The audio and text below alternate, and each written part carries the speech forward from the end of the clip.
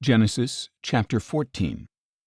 In those days Amraphel king of Shinar, Arioch king of Ellasar, Chedorlaomer king of Elam, and Tidal king of Goiim went to war against Bera king of Sodom, Birsha king of Gomorrah, Shinab king of Admah, Shemeber king of Zeboiim, and the king of Bela, that is, Zoar. The latter five came as allies to the Valley of Siddim, that is, the Salt Sea. For 12 years they had been subject to Chedorlaomer, but in the 13th year they rebelled. In the 14th year, Chedorlaomer and the kings allied with him went out and defeated the Rephaites in Ashteroth-karnaim, the Zuzites in Ham, the Emites in Shaveh-kiriathaim, and the Horites in the area of Mount Seir as far as El-paran, which is near the desert. Then they turned back to invade En-mishpat, that is, Kadesh, and they conquered the whole territory of the Amalekites, as well as the Amorites who lived in Hazazon-tamar.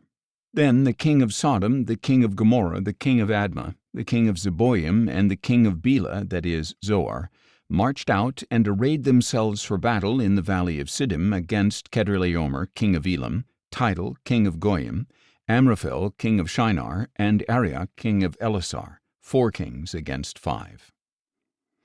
Now the Valley of Siddim was full of tar pits, and as the kings of Sodom and Gomorrah fled, some men fell into the pits, but the survivors fled to the hill country. The 4 kings seized all the goods of Sodom and Gomorrah and all their food, and they went on their way. They also carried off Abram's nephew Lot and his possessions, since Lot was living in Sodom. Then an escapee came and reported this to Abram the Hebrew.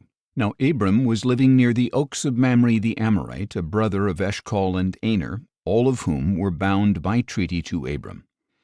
And when Abram heard that his relative had been captured, he mobilized the 318 trained men born in his household, and they set out in pursuit as far as Dan.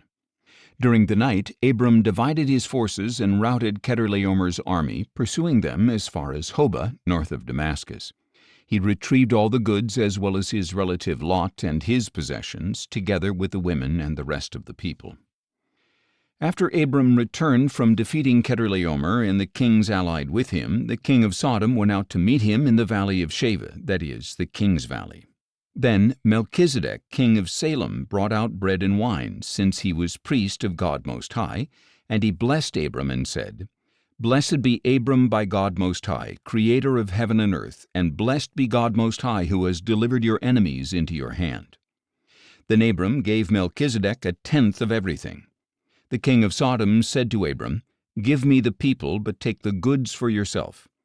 But Abram replied to the king of Sodom, "I have raised my hand to the Lord God Most High, creator of heaven and earth, that I will not accept even a thread or a strap of a sandal or anything that belongs to you, lest you should say, 'I have made Abram rich.' I will accept nothing but what my men have eaten and the share for the men who went with me, Aner, Eshcol, and Mamre.